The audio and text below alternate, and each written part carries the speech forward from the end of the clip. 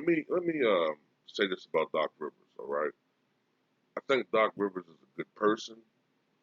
I think he's a good role model, a good father. Um, you know what I'm saying? I like his stances on social issues. I think he keeps it real about stuff. Um, he was a good role player when he played. He was a pretty good player. Not a superstar, but a pretty good player. Was no bum. I didn't like him as an analyst. I don't think he has a great voice to be an analyst, especially now. You know what I'm saying? Like, especially now. Um,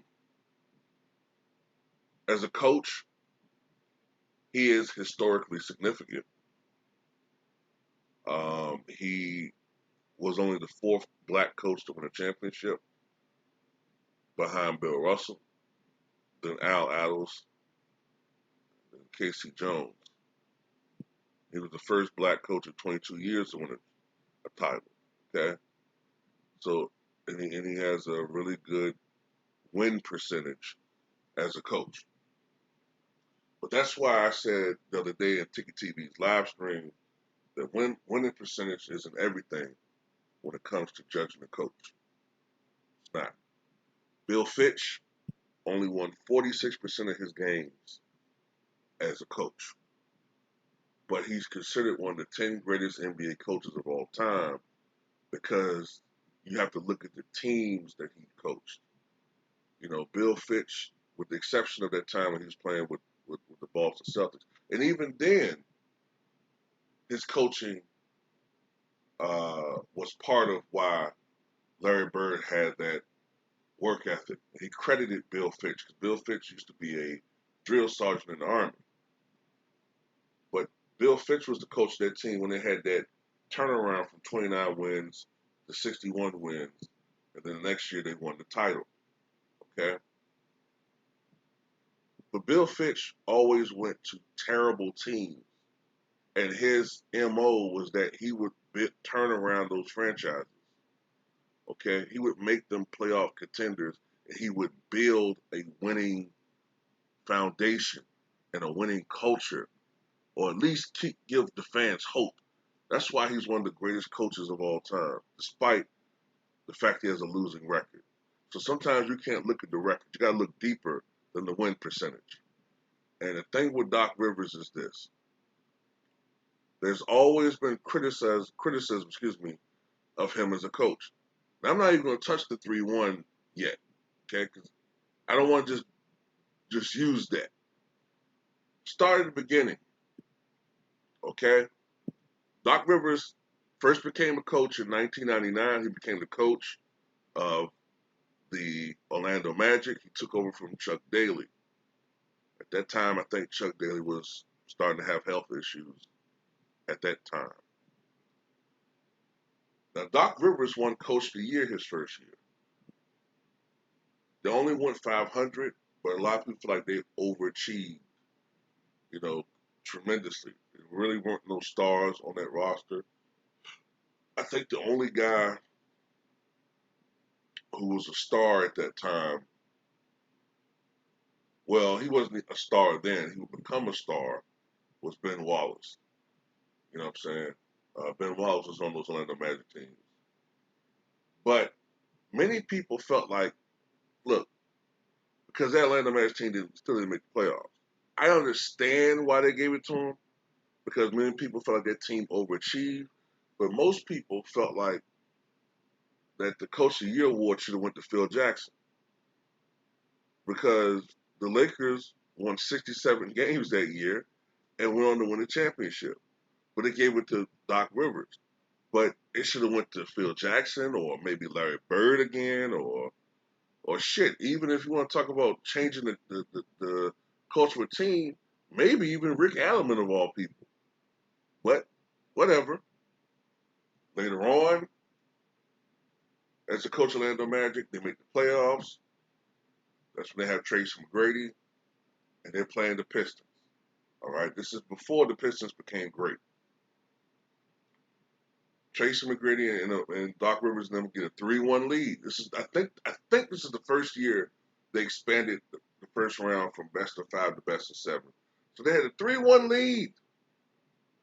So the media is wrong. I saw it yesterday on ESPN. They said Doc Rivers, the first coach to have 2 blown 3-1 leads. No, 3. He did it 3 times, ESPN. Look, I'm just some middling YouTuber. Can't you do better research? Don't you gotta have a crackpot of researchers? 3 times, Doc Rivers has done this. Tracy McGrady was all in the post game interview bragging about how great it's going to be to get out of the first round. But he counting his chicken before it hatched.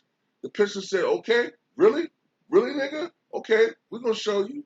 They came back and won 4 games to 3. Epic choke job. Still remember it. Okay, fine. I think the next year, Doc Rivers was fired after they started 1-10. Became a analyst with, I think, ABC at the time. I think ABC had the contract with NBA. He became coach of the Boston Celtics. Okay, this is the truth.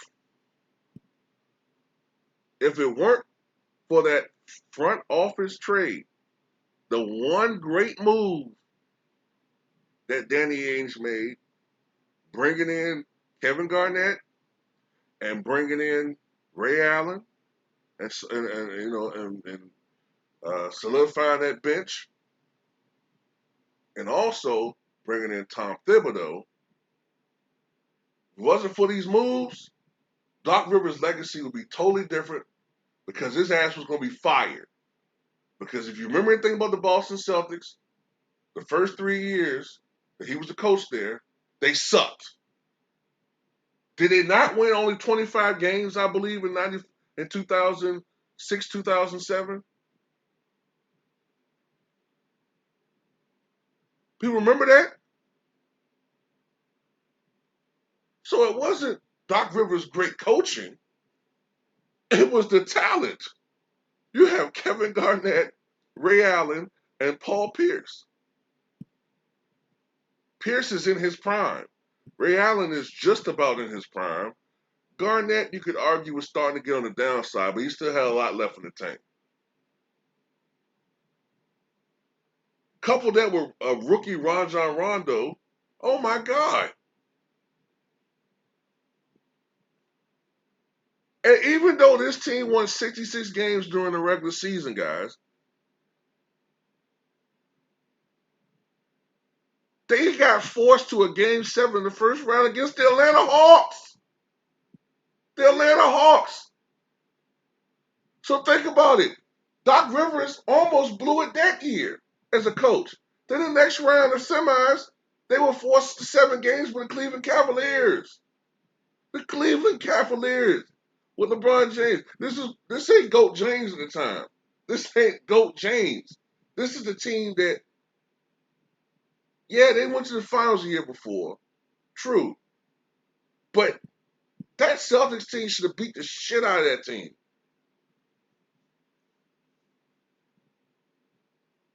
They had no easy series.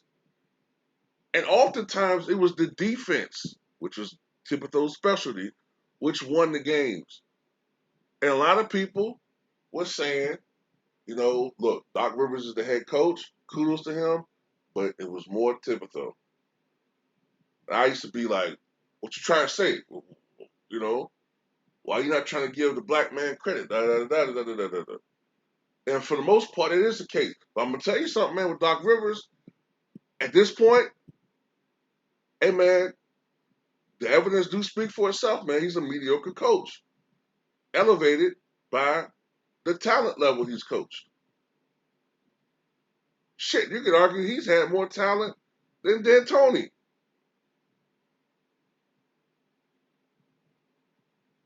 Then they did beat the Lakers in the finals, but the Lakers didn't have Andrew Bynum.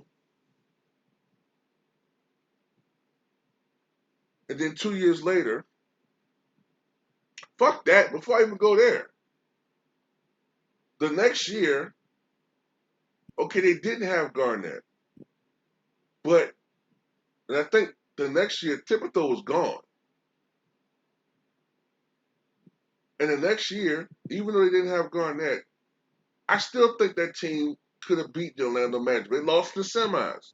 Now, in 2010, they do make it back to the NBA Finals, but they lose. Okay, and they blew a 3-2 lead. Remember? They blew a 3-2 lead in the NBA Finals and lost 4-3 to the Lakers.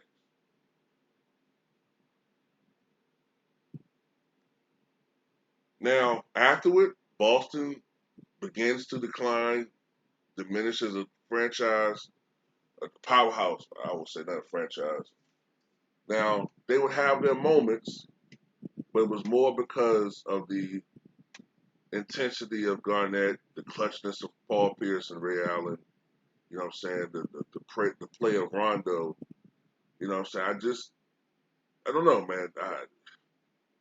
Ultimately, Doc Rivers parts ways with the Boston Celtics and becomes coach of the Clippers. And they have Lob City.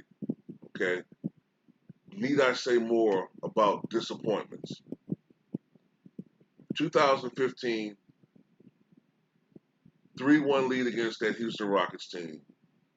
A team that had no business beating that that Clippers team. No business.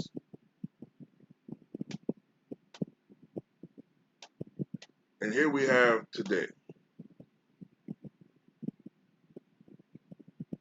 I don't even need to explain what happened in this series. This is refreshing our memories.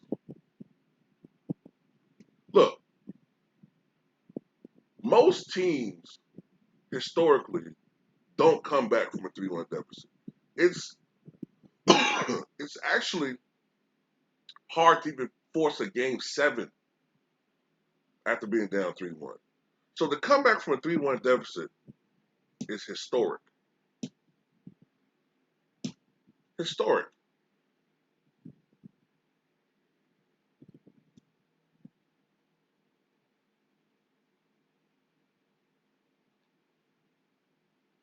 He's done it 3 times. And it's not like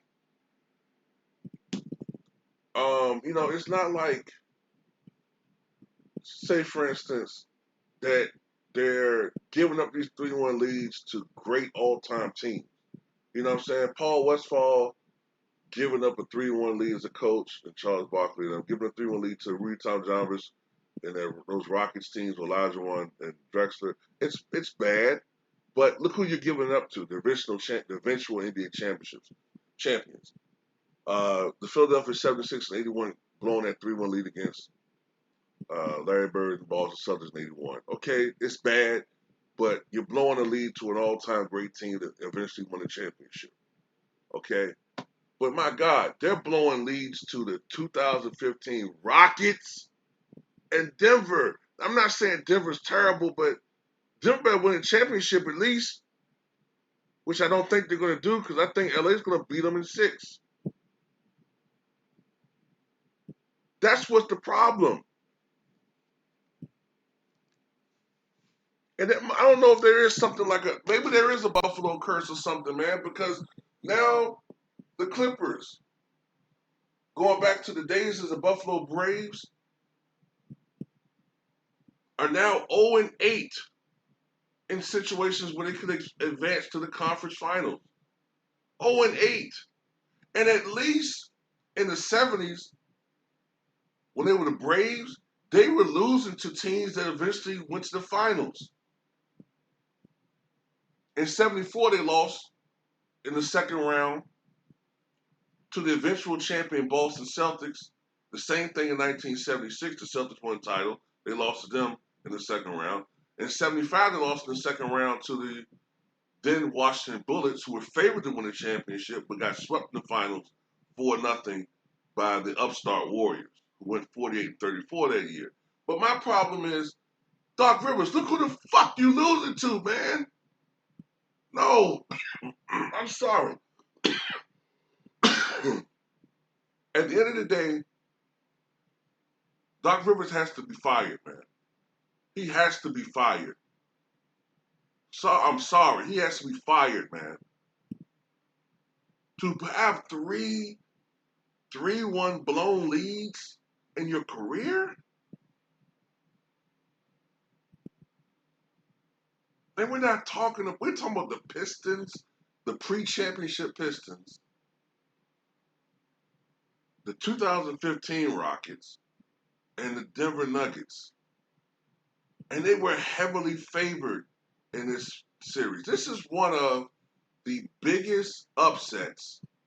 I don't care what these pundits try to say to mitigate it. This is one of the biggest upsets in NBA history.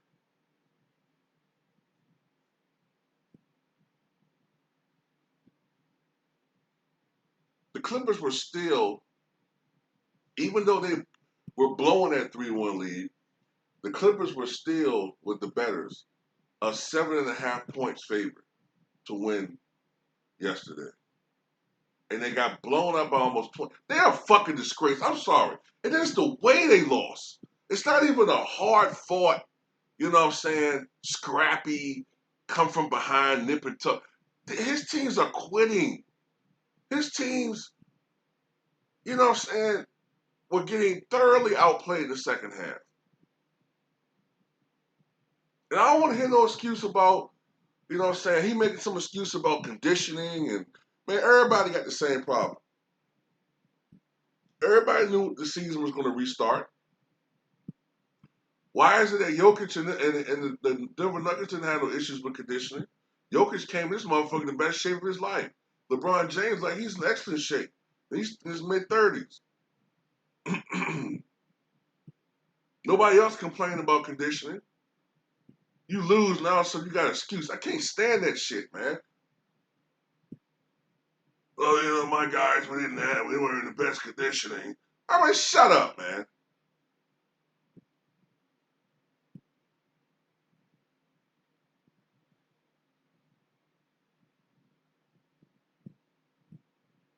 So, Doc Rivers needs to be fired, and Mark Jackson needs to be hired.